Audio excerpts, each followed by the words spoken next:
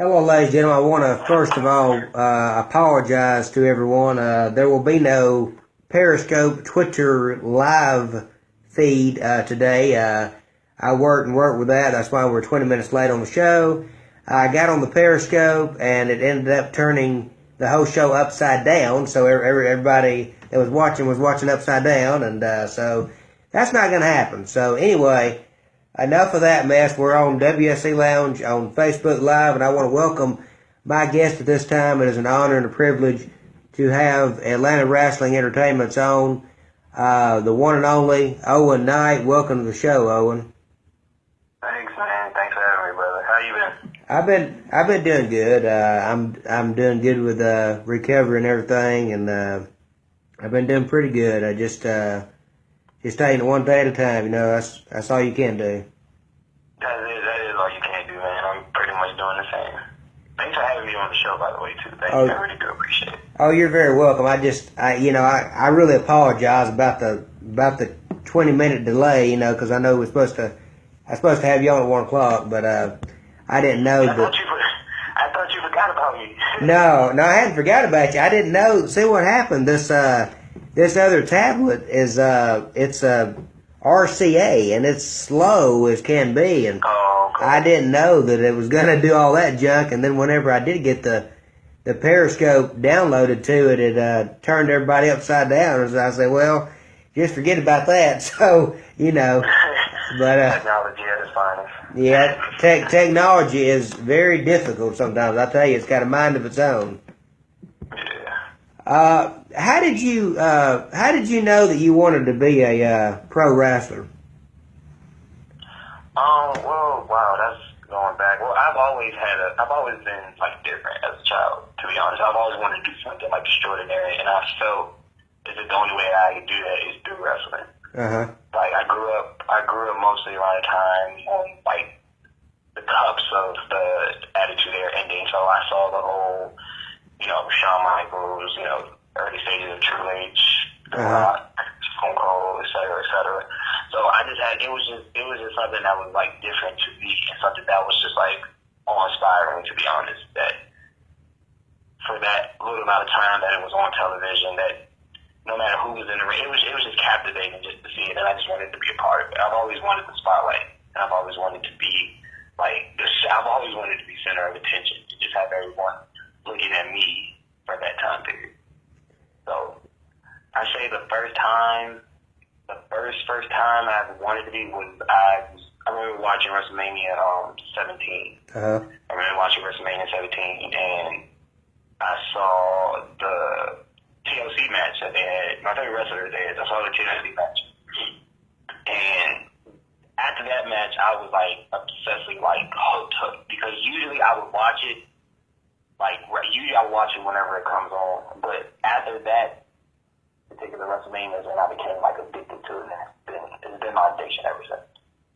Wow. So isn't it amazing that that there's that one point in life where and like for you wanting to be a wrestler, where you watched Edge and Christian and the Dudleys and the Hardys have the TLC match at WrestleMania 17, and isn't it amazing that one thing kind of captivated you to want to be a wrestler even more, and to keep watching wrestling and to stay tuned into it? Yeah, it's just crazy. Just like the whole spectacle, the whole WrestleMania 17 was just spectacle. Like the lights, the pyro, the flashes, everything was just breathtaking. And it's you don't notice it back then. You just know that you love it, and you just know that you're like obsessed with it. And as time went on, and as I'm pursuing my career in professional wrestling, I've done a lot, so far, and I know I got a lot more to go to. But it just has me. It has those moments where you gotta like sit back and smile and be like, I remember when I was at home. Yeah. So you debuted in 2012. Who was your first opponent when you debuted? Actually, I debuted in 2013. I Okay. graduated high school in 2012. Okay, they need to get that fixed on the cage site. Yeah, they had to get a lot of stuff fixed. Yeah. Well, starting that, I'm from Washington D.C. That's where I'm from. That's where I was born. I'm from Washington D.C. I moved to Atlanta after I graduated high school. 2015. I graduated 2012.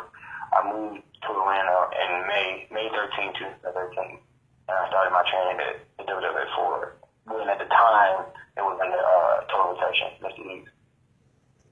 So who did you wrestle again? You said. Oh, my first match was a battle royal. That was my first match, but my first singles was against Axel Ross at the time at the WWA4 arena. Okay. So WWA 4, that's the arena that Mr. Hughes trains people out of, correct? And I was run by AR Fox. Okay. I know that you have worked for WWA 4 like you were just talking about, and what was that like? Well, it was for me coming into the wrestling period. Like I said, you watch it for so long, now you finally get a chance to like experience it. It was kind of like a lot to take in when I first started training. I just knew that whenever it was my time to have my first match, that I would be ready. I trained for about like 3 months and then officially had my first match in August. So the people at the time, because there's a whole new like crop of people now. So the people out there were, Black Bear and Jonathan Gresham. He was still, the Moose was still there. Fox was there, but AR Fox was there, but he was back and forth because he had a lot of like overseas stuff. So I kind of saw the older guys then eventually moved his way to guys like DJ Alien, O'Brien, Axel Ross. I almost said Axel Rotten. Doing the circle. Okay, so what was overall, that? my experience at the WWA is good. Okay, what I was going to ask you, and it slipped my mind, but now I remember. All this Twitter stuff like drove me crazy. What I was going to ask you was, besides Edge and Christian, the Dudley Boys and the Hardy Boys, and they had that TLC match, was there any other wrestlers out there, local or on TV, that inspired you and captivated you to want to be a wrestler, and also who actually trained you? Okay, well, my favorite wrestler of all time is Edge. That's my favorite wrestler. The other wrestler that inspired me was Stone Cold, Triple H, The Rock, HBK. So Randy Orton, Batista, Batista being from Washington D.C. as well. He was always kind of like the hometown hero, so to speak. Especially in my house, like my mom and my aunt, they all loved him. Yeah. And I actually kind of got my mom and my aunt started back watching wrestling, like when I was growing up at home and everything. They had like stock, and I was just always obsessed with it. And my mom had like the CDs and action figures and all that. And then it's kind of funny that I just like, well, let me go try it. You know what I'm saying? Let's go do it. So yeah. It's just dope to just do that. And Total Protection, Mr. Hughes, he trained me. He trained me at the time we was at WWA4. He trained me. So.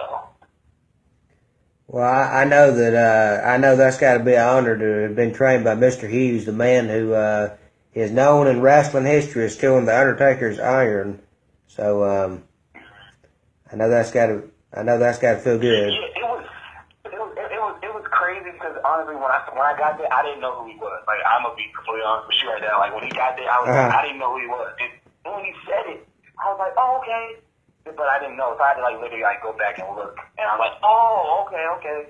So after going back and looking at it, I was like, oh yeah, this is kind of cool. You know what I'm saying? And he has ties with poor people and professional wrestling, so it's cool to be around that. Well, you know something funny. You're talking about Mr. Hughes. I remember back when NWA Atlanta was in business, I went backstage and I was talking with some of the wrestlers, and I talked with I walked up to Mr. Hughes, and I said, "Who are you?" He said, "Mr. Hughes." I said, "Oh man, I didn't even recognize him because he didn't have his gear on, his hat and all that. I didn't even know who he was." And I said, "Man, you look totally different. That all your gear and stuff at home." But I thought that, thought that was pretty funny. I guess if I would have saw him in it, because the first time I seen him, he had some shorts and like a jersey. So I was Yeah. like, I have no idea who you are. At the time. Yeah. But it was cool. It was cool. It was cool to be trained by him and everything. And I still got love for him. So yeah, it's a cool thing. Well, it's kind of funny. You was talking about you might have knew him and everything if he was in his gear and stuff. I'll tell you a funny story real quick here. When I was a kid, I used to have to go to the hospital to get my blood drawn because I take a blood thinner, for my heart and stuff. And so I went over there, and I guess I was in elementary school, middle school, and I'm over there with my mom, and I look around, and because I'm always looking at people mistaking identity. I looked around, and I seen this guy. He was standing there, had on a brown hat and a brown trench coat. I went to skies. I told my mom, I said, "That's Jake Snake Roberts over there." She said, "No, it ain't." She said, "You mistaken identity." I said, "No, it is." I said, "It's Jake Snake Roberts." And she said, "Go over and ask his agent," because he had done walked out the door. So I walked over to his agent. His agent looks up the ceiling, looks down at the ground, looks left, looks right, and then he bends over and he says, "Yeah, that's him." He said, "Don't tell nobody though." And I said, "Where'd he go?" He said he went outside. So then I went outside and sit in his lap, and he said, "Now you stay in school and don't do drugs and stuff." And I just thought that was pretty neat, to recognize him at such a young age and, to meet him and stuff. That's dope. The first wrestler I met, I was like, once before I started, the first wrestler I met was Scott Hall. I met Scott Hall for the very first time, took a picture with him and everything. So it was kind of, that right there was dope in itself to me because it was just like, oh my God, Scott Hall. Like, that was crazy. Wow. Because, he was the originator of the NWO, Scott Hall was, and he's got a legacy. And I mean, speaking of legacies, his son Cody Hall wrestles. Have you gotten a chance to get in the ring with Cody Hall? I have not gotten a chance to get in the ring with Cody Hall, but I've met Cody Hall on numerous occasions. He's always been respectful and nice to me. So he's really a cool guy. He's tall as hell. I mean, he's tall as hell. Yeah. But I mean, he's always been respectful. He's always been respectful to me, and I've always had a good time the times I've like seen him and everything. Okay. Yeah, no complaint. Yeah. Okay. I know that and everybody, if you have a question or comment, please leave it below, and I'll ask. I'll direct your question, comment to Owen Knight for him to answer. In Kiera Hogan's debut match, and I do know that she is your real life girlfriend. In Kiera Hogan's debut match, she wrestled you. How did that matchup feel, Owen? How did that feel? I mean, to be honest, I was more. I guarantee she was nervous too, but I was more so nervous. On that part. One, that was being her first match. Like, Kiera was going through at that point. Like, Kiera was going through a lot, with a lot of personal stuff with her mom and school and everything. So it was really hard for her to come train. And one day I just told her, I was like, yo, just come train, just do it. You gotta eventually just try to do it. Yeah. So she ended up wrestling, and that match was like literally she walked into practice 3 weeks prior to that match. And Mr. Hughes, he was like, "Why don't you get in the ring and roll around with Owen?" So he rolled around. He was like, what he saw and everything. Gave her 5 minutes. He gave her 5 minutes that week. It was like maybe the day before. Then that next Thursday she wrestled. So it was cool. It was cool to see her progress. One and two. I get to beat up on my girlfriend, but don't tell me why. So it was kind of a lot of emotions. I was happy at the end of it though. Yeah. For seeing all that she's been through to do that, it's kind of cool. It was cool to see that. So yeah, and like I said, sometimes my mom was being my girlfriend. Well, that's great. I remember first time we had Kiera Hogan on the show. She was at Mr. Hughes' training camp at the time, and she couldn't talk too long, but she talked for a few minutes and everything, and it was real neat having her. And I just saw, I think it was about a month ago that she became the Shine Women's Spirit. Let's say the Spirit Women's Champion or Shine Women's Champion. Oh yeah, the WSU Spirit Champion. Yeah, I thought that was great. I mean, I know she's came a long way, and I know that her and I know her and Priscilla Kelly, both, I believe they started out together, didn't they? Yeah, well, I'm not sure of Priscilla's recent history as far as her wrestling goes. Okay. But they've been pretty much, I want to say probably synonymous, especially with AWE. Yeah. They were the two, main women's wrestlers right there, pretty much, especially at the beginning.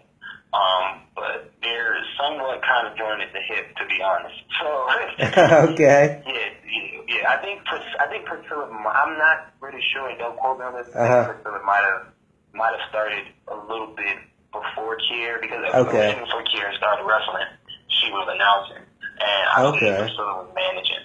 So they might have started in the wrestling business around the same time. Wrestling wise, I'm not sure. Okay.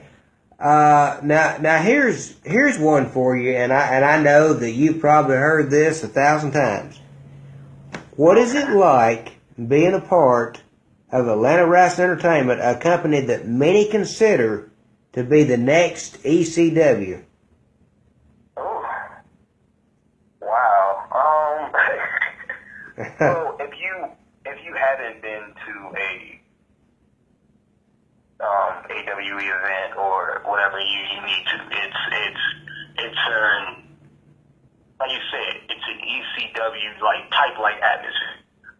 From the fans, from the music, from the workers there, it's just everything, and it brings that raw attitude out of everyone. Myself, Kier, Adrian Armour, Murder One, Chip Day, the list goes on. Just bring, no matter who comes through, David Starr, no matter who comes through Atlanta Wrestling Entertainment, they have an attitude, and it's such a raw attitude. You know what I'm saying? It's just great to be a part of. And from starting literally working music, because I was originally working music before it even let me have a match there. Oh wow! I remember Kier was announcing.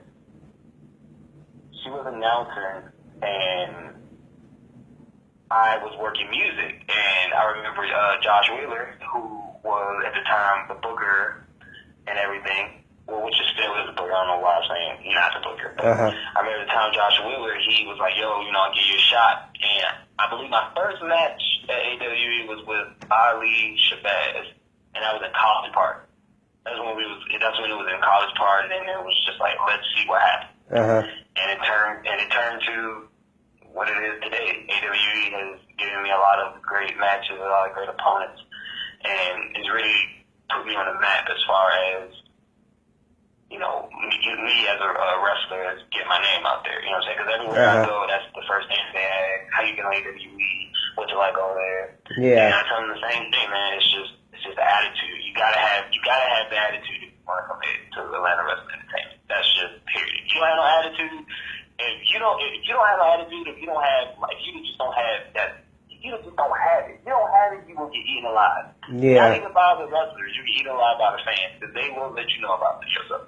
Trustability.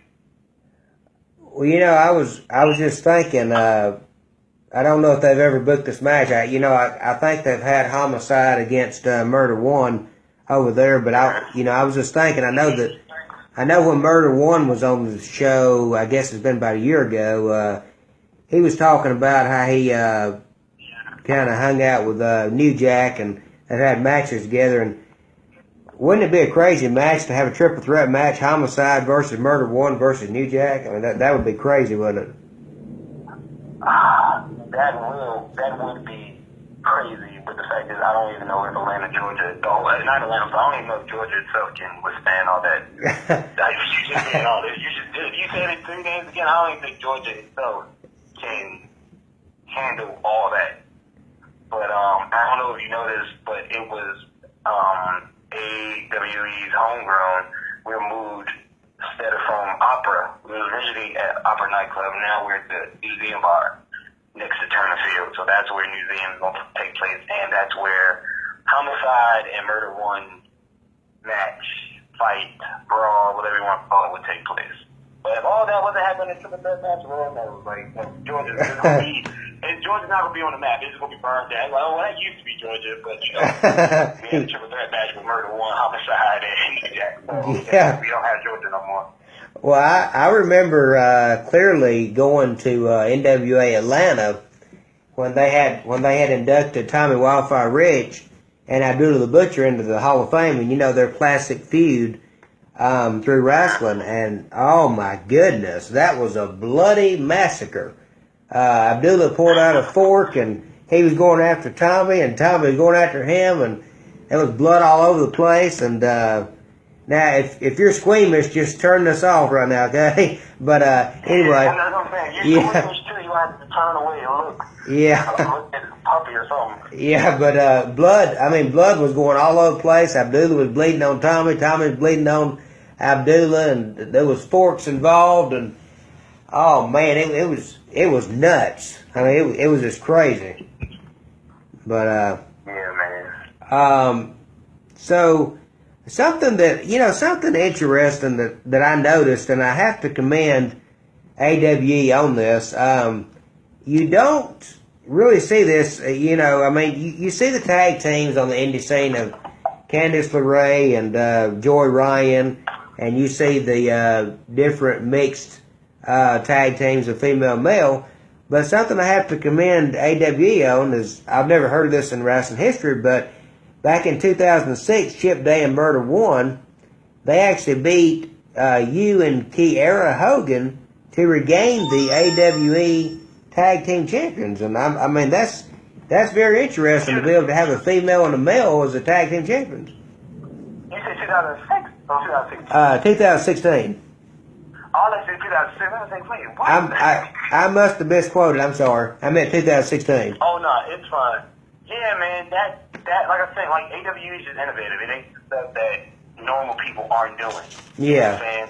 So at that time, it was very it was groundbreaking, to be honest. Not one to hold the tag team title, but Kiera Hogan, my real life girlfriend. Yeah. Just that in itself, it was just another accolade, something that had never been done before. Wow, that is very, very amazing and interesting, and I think that a lot of the wrestling companies could take note of AWE and some of the things that they're doing that other companies have not done. Yeah, and I say, man, it's just a different feeling when you work for AWE, just different. Now, you have worked for many promotions, including Premier Wrestling Experience, Wrestle America, Southern Fried Championship Wrestling, and others. Do you have any plans of one day wrestling in Japan or in another country? Yes, I do. This year, and pretty much any year, it's just trying to get my name waving through the indies and get my name talked about in a good way. Uh-huh. So I plan to do a lot of overseas. I have my passport. I'm just waiting for an opportunity to go overseas and do my thing. Into Japan, everything. I want to do it all. I want to go all over the world and back. So I plan to do all that. New Japan, Ring of Honor. I want to go back to PWX. Just PWG, just everywhere. I just want to be everywhere. I think that this year can be my year to start going through that and start, going through the process of being going. One of the guys I talked to about going to Japan, because he's over there a lot for NWA, is Mr. Bruce Thorpe, the president of NWA. And, he goes to Japan a lot for the NWA Wrestling Alliance, and you got Godzilla Jax Dane, who goes over there a lot, and Chase Owen from the Bullet Club, and I mean, he could probably, if you talk to Bruce Thorpe, he could probably get you. We had to set up a meeting with me and Bruce. We had to sit down and talk about the thing. Yeah, I'll send Bruce a message for you. We had Bruce on. It was Bruce and Robert Conway. He was on. Okay. Yeah, both of them were on about, I believe it was a year and a half ago. They came on and they were talking about NWA and everything, and the NWA on demand 24/7 they have. And at the time, Rob Conway was the world champion. And then he later lost it to Godzilla Jax Dane. But yeah, I mean, Bruce would be the man to talk to about going over to Japan, because he goes over a lot for NWA. I'm gonna let you set that up. If you can send me that message, I'm gonna let you set that up. Okay. Please be in contact. That would be amazing. Okay, I'll do that. And can you tell the fans and everyone listening about your Facebook page you have called the Working Team, and I believe that is for an alliance that is in AWE. You can correct me if I'm wrong, but I believe that's what it's for.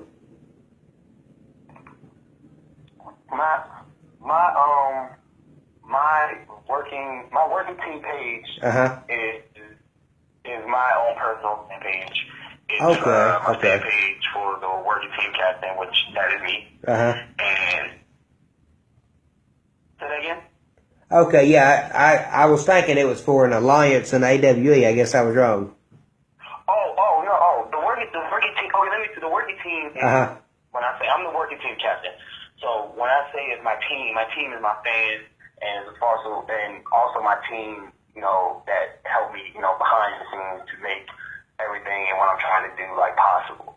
You know what I'm saying? So they are my team. They are my team. No matter if it's AWE or Delivery 4, no matter where I go, right? That's not wrong. Okay, you there? Okay. Yeah, your phone kind of cut in and out.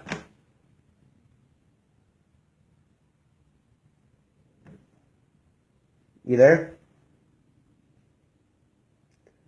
I think we have lost connection, folks. Let's see. Hello? Yeah, you there? Yeah, you're. Yeah, I'm here. Your phone lagged out. Okay, I'm sorry. Oh, that's okay. I'm sorry. That's okay. Okay, I can hear you now. Can you hear me? Yes, I can hear you now. Great. You need me to repeat what I said about the working team? Yes, because I didn't hear a word of it, and I don't think the fans did either. Okay. Well, the working team. Uh-huh. I'm the working team captain, and team is my fans. I work hard for my fans because my fans are the best ever. They support me through thick and thin, and as its captain, I have to be ready for anything. I have to be more ready for pretty much everything. And everything that I do and will do in the future is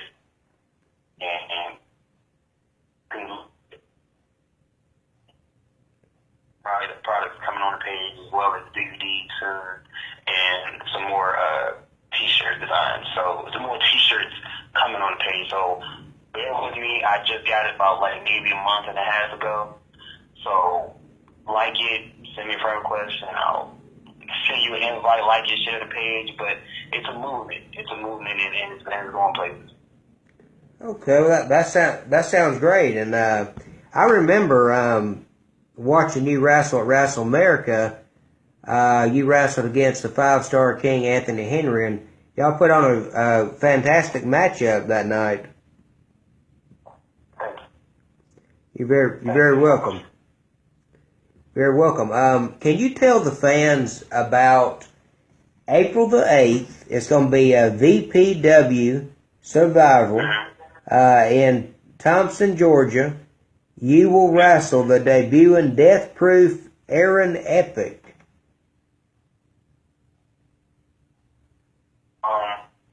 You want to Death Proof? Or you want like Aaron Epic? Epic for the AWE. And if you guys haven't seen that match, the match is on YouTube. It's on Atlanta Wrestling Entertainment YouTube page. It's also on my working team page. But Aaron Epic is hard hitter, point blank period. He's one of the hardest hitting people I've ever been in the ring with. And I had the upper advantage. I'm going into VPW Vice Pro undefeated. I'm planning to make it 3-0 when I go there. So April 8th, be there. I'm going 3-0. Epic. I fought Epic before. I beat Epic, and I can do it again. So Vital Pro, I plan to do it. There's no difference. The captain is no different. I go 3-0. I have a lot of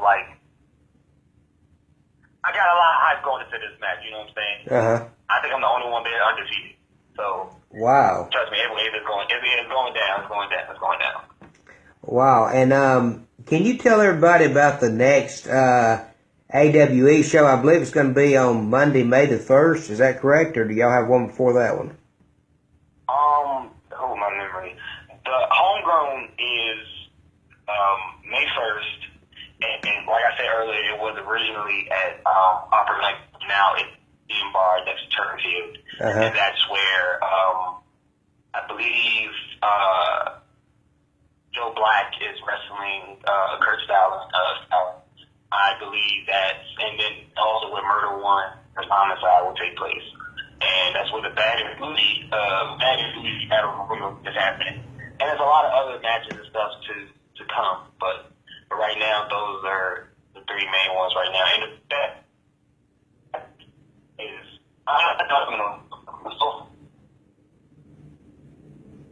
You said the best is what now? It's Bad and Bougie. It's a Bad and Bougie Battle Royal. And so far, the participants in there are Kier Hogan, Sue Young, and Aaron Epic so far. Which there will probably be more names to come within the time from now to May. But those are the people that's in there now. So it's going to be an exciting show. If you have never ever been to an AWE show, this should be the one to be at, because you got murder and homicide, something like that. So you gotta be there to see that. If not, I don't know, you ain't living. Now, you said Kiera Hogan and who'd you say, Young Son? No, Sue Young. Sue Young. And see, that's something else that's innovative. This battle royal, you don't never hear of women and men in a battle royal in wrestling. You know, that's something else that's innovative by AWA that you don't never hear of. I'm saying, man, we the trendsetters. So, what happens to the winner of this battle royal? What do they get? To be quite honest with you, I'm not sure. To be quite honest, that you could probably, you probably go on the AWE page and figure out what that is. But I'm not sure if there's a stimulation at the end of the battle royal. It might be announced that it could be something on the line for it, but as of right now, I don't know. So I'm looking forward to figure out what it is just as much as you guys are. Okay, and Joy Ryan and Kiera Hogan, are they in like a tag team in AW now or what? Tag booty call. Tag booty call. So the name of the rumble is the booty call rumble. Oh no, the name of the rumble is Bad and Bougie. Oh, Bad and Bougie. Bad and Bougie. Okay. Bad and Bougie, like the song Bad and Bougie. Yeah. Okay. Yeah, about to be covered. Okay. Wow, that should be a very interesting show, and no, it's gonna be so fun. You gotta come out. Okay. What? I'd check that out. So on the closing note, because I try to do this when I can remember, and right now I am remembering. So, do you have anything you'd like to promote? Any kind of upcoming autograph appearances? How people can find you on social media or anything like that? I will be in Florida. Come past Punk Rock. Be there, and it's going to be a great time in Orlando. And I can finally get away from this cold weather there in Georgia. You Twitter at Owen Knight TWTDC. You can follow me on Instagram at Owen Knight TWTDC. That's at Owen Knight 202. And you can find me on Facebook at Owen Knight, and you can like my page, which is called The Working Team, all on Facebook. Okay, well that sounds good, and fans, go and check that out. Go and like Owen Knight's pages on Instagram, Facebook, and Twitter, like The Working Team on Facebook, like AWE Wrestling on Facebook. And I want to thank you so much for taking time out of your busy schedule to be on the show today, Owen. I really appreciate it. No problem. Thank you for having me, man. I really do appreciate it. And the technical difficulties wasn't too long and everything, so I'm glad that I was able to come talk to you. Thank you so much. Oh, you're very welcome. And I doubt that I will do a Twitter live in the future. I think I'll just stick to the Facebook live, because that was too much trouble. Maybe try to practice on Thursday and then do it, just to be safe on the safe side. Yeah, I think I might have to do that, because that was chaotic. I mean, because I had the tablet and everything was turned upside down. I was like, well, nobody can enjoy it like that, you know. Well, like I said, I'm glad I got situated, and I really do appreciate you for having me on there. Oh, you're very welcome, and I'll send word out to Bruce and see if he can talk with you about, possibly you going to Japan or getting situated with NWA or something. Oh, thank you. I greatly appreciate it. Thank you so much, man. You're very welcome, and hope you have a good day. You too. Thanks for having me. Okay, you too. Okay, you're welcome. God bless. Bye. Bye-bye. Well, ladies and gentlemen, that was Atlanta Wrestling Entertainment wrestler Owen Knight. Go and like his Instagram, Twitter page, and like his Facebook page, The Working Team on Facebook. And tomorrow, I'll be back here on the WSE Lounge with special guest, returning guest, country music singer Ashley Carson will be here, and she will be singing one of her new songs that she wrote. It's a gospel song. It's a gospel song, and it's wonderful. And I'll be interviewing her. You'll be able to hear her sing, and it'll be a great show and a great time. So until tomorrow on the WSE Lounge, it'll be at 11 o'clock a.m. So I will see everybody tomorrow on the WSE Lounge. Hope you all have a great day, and God bless.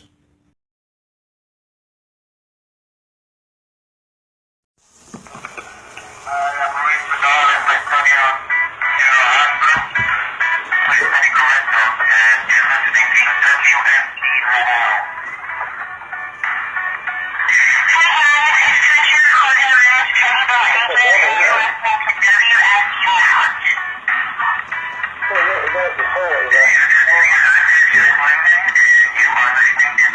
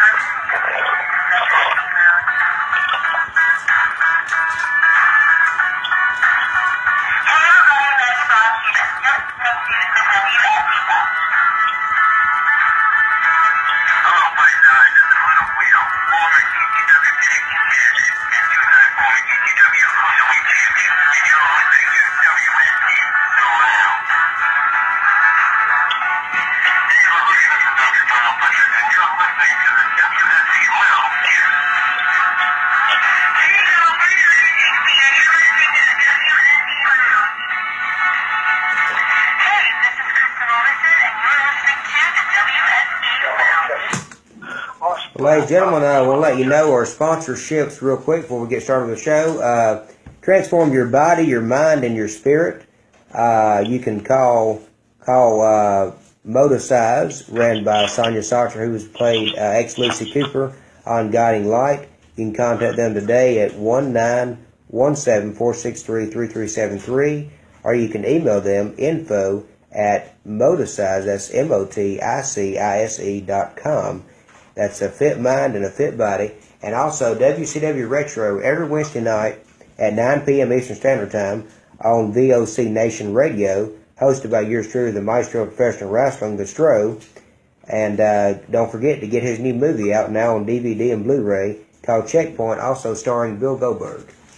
Well, ladies and gentlemen, without any further ado, I want to welcome my guest at this time to the WSE Lounge. He's a good friend of mine. He's a painter as well as a Star Wars collector. I want to welcome John White to the show. John, welcome to the show. Hello, thank you. It's great to have you on. So John, first of all, I want to start off by asking you, when did you first start collecting Star Wars items, and when did you first become fascinated with it? Well, 4 years ago, when I first started. So how many would you say that you have? I mean, like, do you just have the figurines, or you have like the cards and the books, and I mean, how far is it? Every 12-inch one ever made, every 3 3/4-inch one ever made, every 6-inch one ever made, and all the autographs of everybody in each film. Wow. So did you ever get the opportunity to meet any of the cast that were on Star Wars? I mean, I know Carrie Fisher was on there. Did you ever get the opportunity to meet Carrie Fisher? Yeah, Dad and I went to 3 different Star Wars celebrations, and we met a lot of the cast. Carrie Fisher, Peter Mayhew, Mark Hamill, Ian McDermott, lots and lots of them. Dorothy Williams. Wow, I know that had to be fascinating. Yeah, really. They had the first one in Denver, and then they had the second one in Indianapolis, and then the third one was in Anaheim. There's one this April in Orlando. Oh wow! Celebration 7. Are you got any plans to go to that one? I plan to. I can work it out. That's awesome. So let me ask you this: what was it like? What was it like for you meeting Carrie Fisher? Well, I'll tell you the truth, there was a massive line to get her autograph, and every 5 minutes she was heading out back to smoke cigarettes. Oh my goodness! So it took forever to get up to the front of that line because she kept smoking. She was a little bit of a chain smoker. Yeah. Wow. So what is the crowd? I mean, because I know that the Star Wars is a big deal. I know that the Star Trek's also a big deal with a lot of collectors and stuff. So what would you say the average crowd was at these conventions? I mean, was it in the thousands or hundreds or millions or what? Well, it was completely sold out, and they had to close down the arena. There was too many people in there. So I'd say probably 450 some odd thousand people. My goodness. Wow. Well, so have you ever went to any of the, now this just out of curiosity, because I know a lot of people go to the Comic Cons and the different things where they dress up like the, different Marvel comics and heroes and stuff like that. Have you ever went to anything like that where you dressed up in a, like a Marvel person or Star Wars person or anything like that? I have, but I don't dress up. I just go and look at other people. Okay. Now, what what is the most? What would you say is the most rarest Star Wars item that you have? I mean, what would you say that's the most rarest? That's just hard to find. It's just rare. Well, I've got 3 prototypes, and one of the prototypes is only 12 in existence. Uh-huh. And the last one sold, that one sold $52,000 last year. Goodness. Wow. And I've got all the convention pieces. I've got Blix from Brazil. We only sold in Brazil. Jackface, the Biotech Jawa, and the Blue Snaggletooth are all pretty rare pieces. Wow. So when you say convention pieces, what do you mean by that? That's pieces that are only sold at different shows. Oh, okay. So it's not like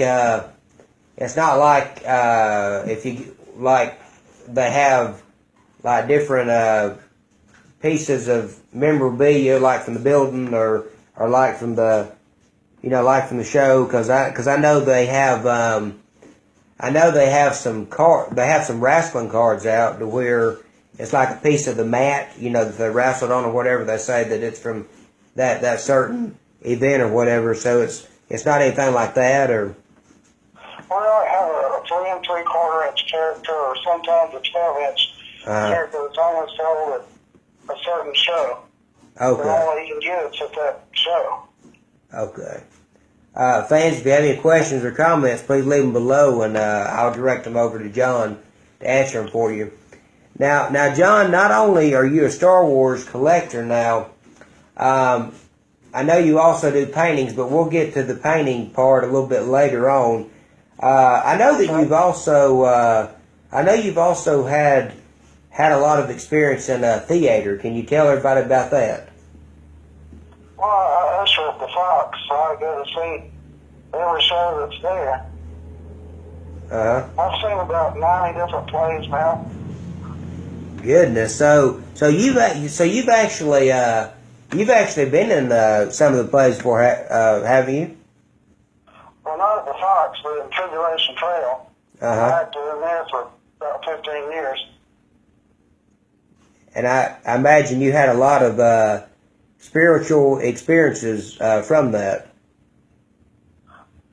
Really, what's interesting is there was about 20 different scenes, and I did all of them but 2 scenes over the course of the years. And, they have like different, every Sunday they get in church and talk about how many people were saved that night, how many people were rededicated that previous night or the weekend. So you said that you did all those scenes. So how quickly and how much time did it take you to? Well, okay, let me ask you this: how much time did you have in between each scene to get prepared for the next scene before it was time?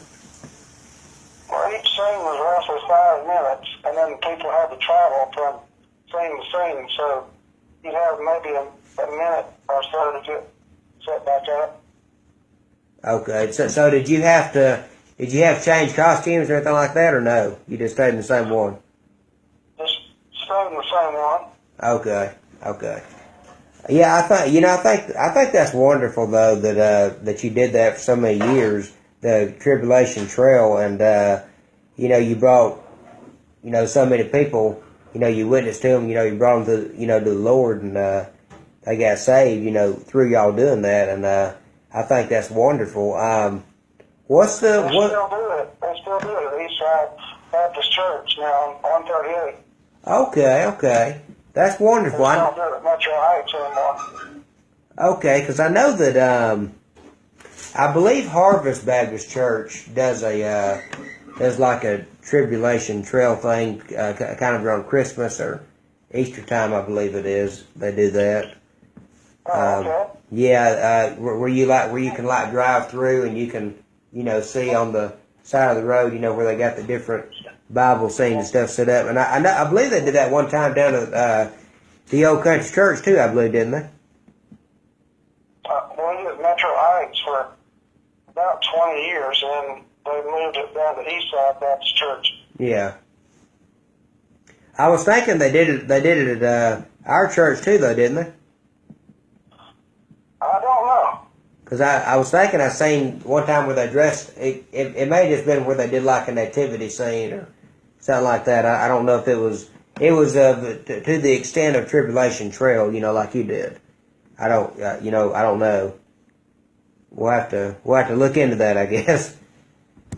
The Tribulation Trail was about 20 scenes, and it started out. It was John on the Island of Patmos. And it went through the whole book of Revelation, scene by scene by scene. And the last scene was originally it was the Great White Throne Judgment, and after that they went to the River of Life scene, and then they had council after that. Wow, that sounds so fascinating. And my mother directed the Great White Throne scene several years, and also the chaos scene a couple of years. Oh wow, that is awesome. That's awesome. Yeah, everybody in the church participated to some degree. Everybody from the seniors down to the young people. Oh, that's great. That's great. Most of the seniors from the Great White Throne scene. Wow. So. In all the time that you did that, y'all did that. How many people would you say was in attendance there? I mean, I know there had to be different crowds at different times, but what was the most y'all had? Well, at times it was up to 15,000 people a season. And we had people from as far away as Canada. There's some from England that came, and we've had groups from, some groups from Germany that came one time, and all the way over to just the Sea Trip Trail. Now I'll tell you what, when you can draw a crowd like that and get people from all across the country to come and want to see that, I mean that is fascinating. That is really fascinating because you don't find too many things that are, and what I mean by that you don't find too many things that are of spiritual, that people will come all across the country, for and to see. It's usually a rock star or country music singer or celebrity or a big sporting event, anything like that. It's usually something like that. You know what I mean? I mean, you don't usually hear that unless it's very very few spiritual events. You know what I mean? Mm-hmm. So I mean, that's very good that y'all were able to draw that many people from different countries and stuff. So, besides the Tribulation Trail, have you done any other theater work like producing or behind the scenes or anything like that, or have you acted in any other theater work? No, I just usher at the Fox Theater. Okay, so you just go to the plays at the Fox Theater. You've never been in a play at the Fox Theater? No, I've never been in a play there. Oh, okay. So what kind of plays have you seen at the Fox Theater? Well, I've seen about 90 different shows. Some of my favorites. So The Mental Artist, my favorite. Then Beauty and the Beast is probably the second favorite. Uh-huh. But Mary Poppins was really good, and Phantom of the Opera was great. So I've seen tons and tons of different shows.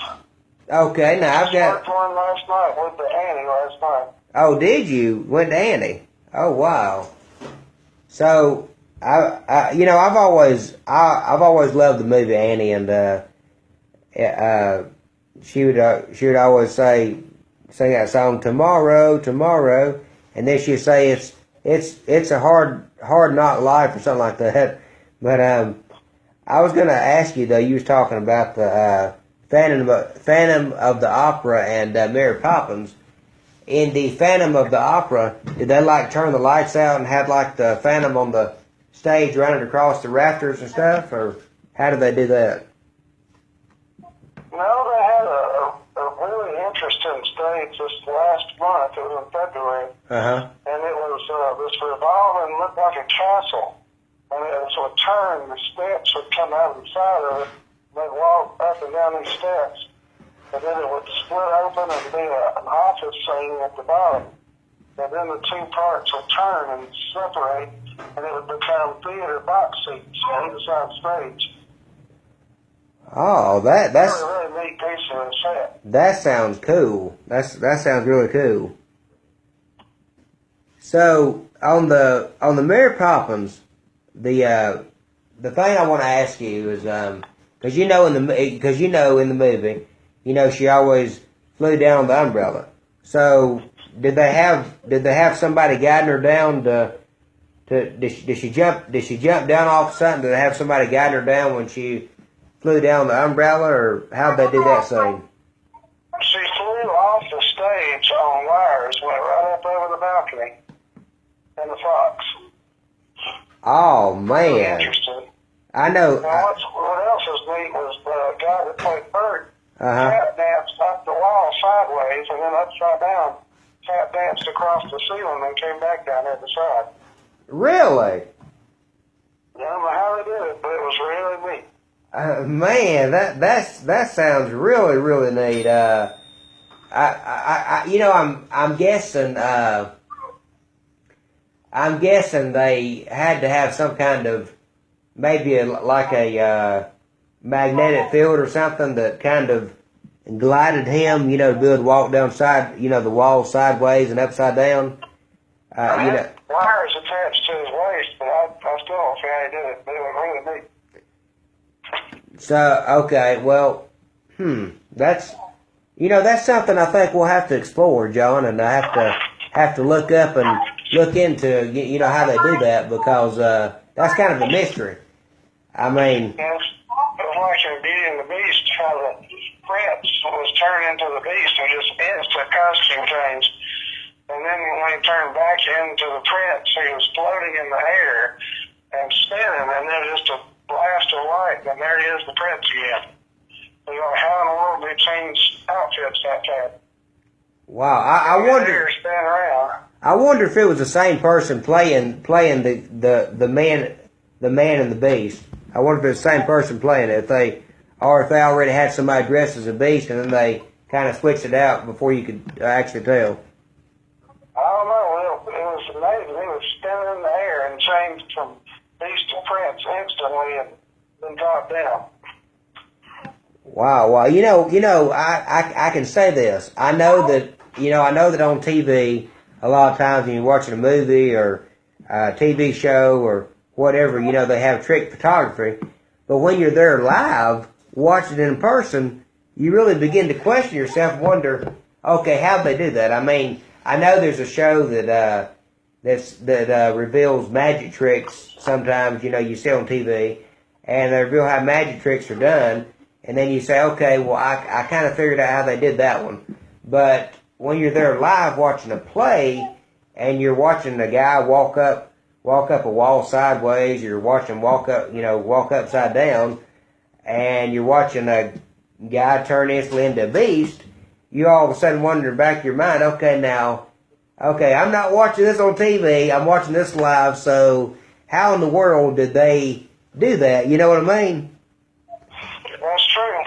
Because, I mean, there is no trick photography. There may be a trick of the eye where they move them so quickly that you can't really see because it's just so quick, That's like David Copperfield. That's one of the best shows I've ever seen.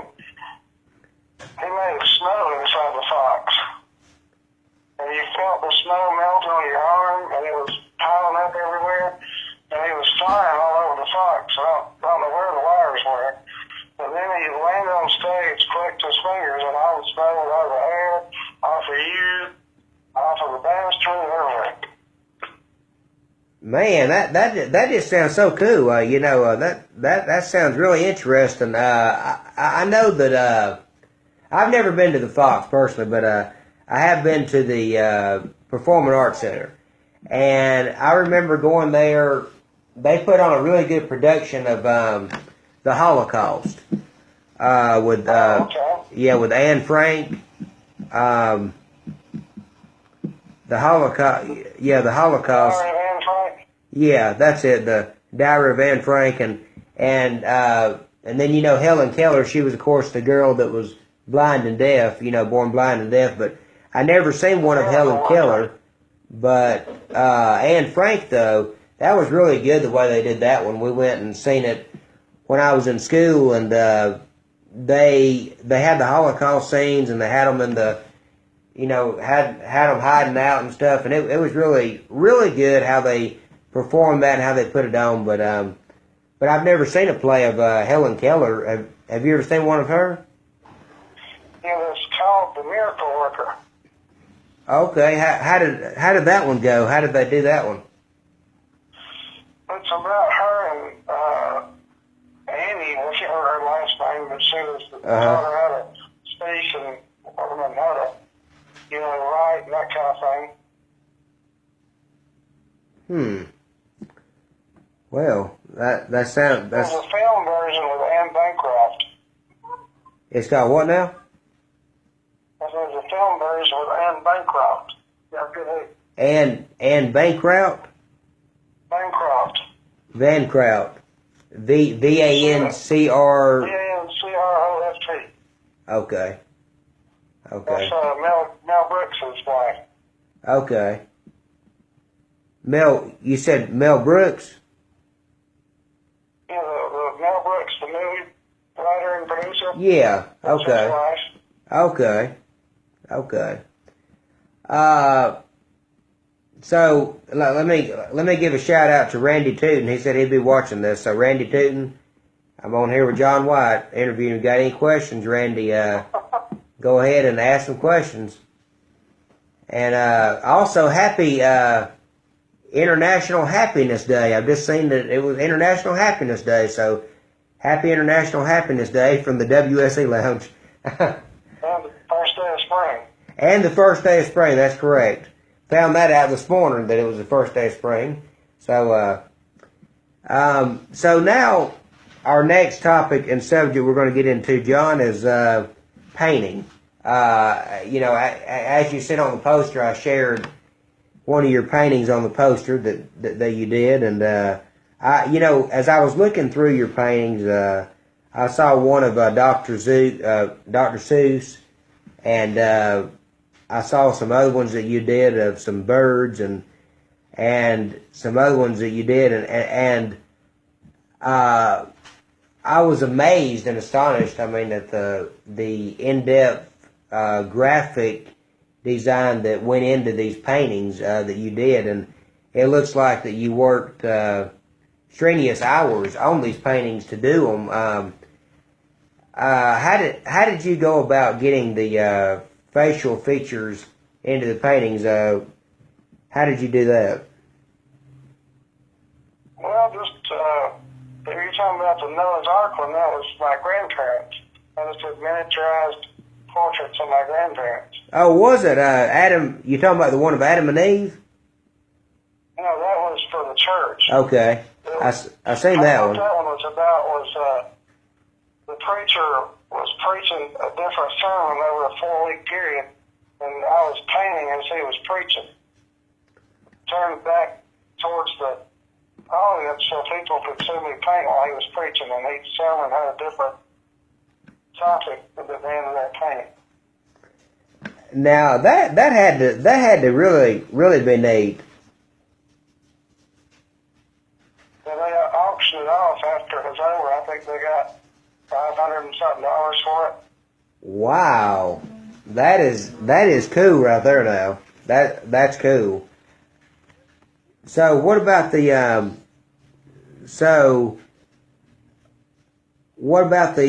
Dr. Seuss that you did? That was for best friend's mural for their nursery.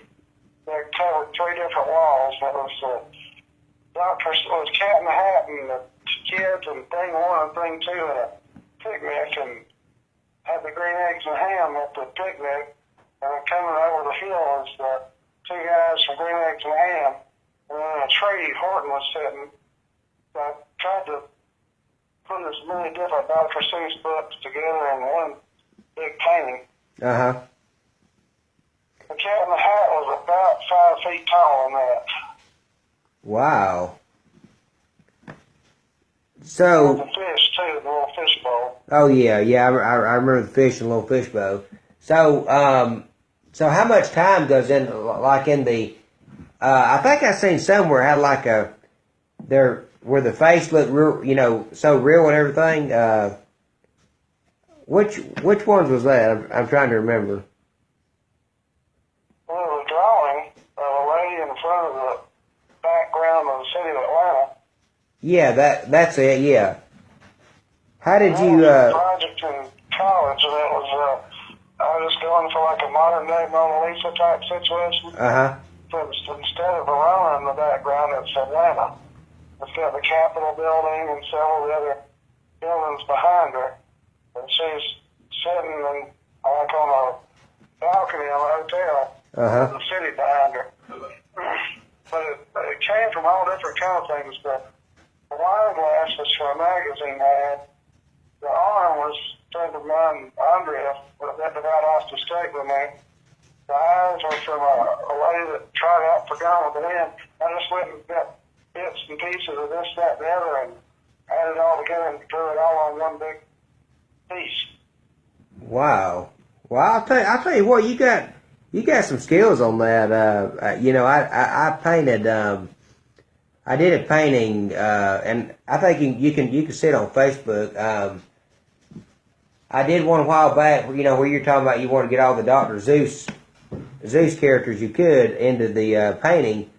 I did one of, let's see, I put SpongeBob SquarePants, Fred Flintstone, Scooby-Doo, the Minions, and I know I did one with Barney Rubble, Betty Rubble, and Wilma Flintstone, and I think one of them has Shaggy, and one of them's got George Jetson, but it's just a lot of, you know, different ones combined together, and you know that took a while to do, but you know, a lot of times, I don't know if you've ever had this problem or not, but a lot of times if you get in too big of a hurry on doing a painting, you'll mess up, you know, and it'll turn into disaster. That is true. Yeah, you have to most of the time take your time and stuff on the painting. So on your paintings that you've done, have like on the characters that you've drawn, have you had to have you had to draw them beforehand and then paint them, or have you just free-handedly just painted them out of your head? A little bit of both. That's pretty interesting. If somebody like wants a portrait or whatever, I'll get a picture and do it straight from the picture. But, you know, whatever somebody wants, I just do it from whatever they want. Yeah. Well, tell me, John, about the painting that I know it's in a is it in the White House or historical building or It's a sculpture in the White House. Sculpture in the White House? Tell me about that. Well, it was a national sculpture competition that I won when I was in high school, and they went to the White House and they decided to keep it. So they sent a picture of George Bush Sr. standing next to my sculpture. It was in, I guess you'd say, included in the White House collection now. So there's a big, giant warehouse, and whenever the incoming president and his family, they could go through and pick whatever kind of artwork they want to put out for display. Uh-huh. And one of the pieces in that sculptures. So who was the president at the time? Whenever you George Bush Sr. Oh, George Bush Senior. Okay. Well, did you get to meet George Bush Senior and any of the other? No, You they didn't. just sent a picture of him standing next to it. Oh, okay. And he just like signed it and said, "Hey, John, this is President George W. Bush Senior." I mean George Bush Senior. It was a plaque from the, I think it was National Sculpture Society. Okay. So then they sent one from the White House that's a certificate saying that this particular piece that I've done is now in the White House collection. Well, I'll tell you, I know. It was a sculpture of a Civil War battlefield and like a burned out house and people on either side of these hedges would shooting at each other. It was all done on terracotta and painted. I'll tell you what, that right there, that sounds so fascinating. I know that one painting right there that you were just talking about. I know it had to take days and days and days to probably do. Which one? The one where you talk about the burnt down houses and village people and all that stuff. Oh, it was a sculpture. Yeah, a sculpture. Yeah. That probably took about maybe 3 weeks or so working on it. Man. Well, I know that had to feel fascinating for you though to have your painting. I mean, you know, at the White House and now, as you said, in storage. I know that has to just feel. I know that just had to make you feel flabbergasted. Yeah, it was pretty neat. Well, John, I want to thank you so much for being on the show today on the WSE Lounge. So we've covered painting, we've covered the Star Wars collection, we've covered the theater. Is there anything else out there that you do that I'm not aware of that we can talk about? I don't know, whatever you'd like to talk about. Okay. Well, I don't know of anything else because I seriously don't. So I want to thank you for being on the show today, John, and I will share this to your timeline for everybody to listen to and watch. And you'll be going into the photo album with all the other guests of the show that I've had on since 2014. So congratulations on that. That's a high privilege for a lot of people to be in that album with such people. But that's great. But anyway, I want to thank you so much for being on. And did you get to go to the? Before I let you go, did you get to go to the singing last night with the Diplomats? Well, last night I was at the Fox Theater working for the Annie production. Oh, okay. Oh, that's right. I remember you telling me you was watching the Annie production. How much does it cost to get into the Fox Theater? These plays you done kind of intrigued my interest now. Well, the average price if you're up close is about $165 a seat, and if you're in the gallery, you can probably get in for about $45 or $50 a seat, depending on the show. Okay, so it's different prices on different shows. Yeah, it's about $25 to park. Uh-huh. And there's parking space right across the street at the Jordan Terrace parking deck, and then there's parking spots on either side of the top, so there are lots to park at. John, Randy Tootin says hello to me and you. Hey, Randy, hope you're doing well. He said he'll tell you hey. Hello. He says hello. But I believe that we've covered everything though. I hated messing church yesterday though, but I didn't feel good Friday and Saturday. I wasn't feeling too good. So I thought I would. I thought I would stay in and take care of myself. But I'm doing better today. You know, thank God. But Well, that's good. yeah, but it was great to have you on, John, and appreciate you being on the show today.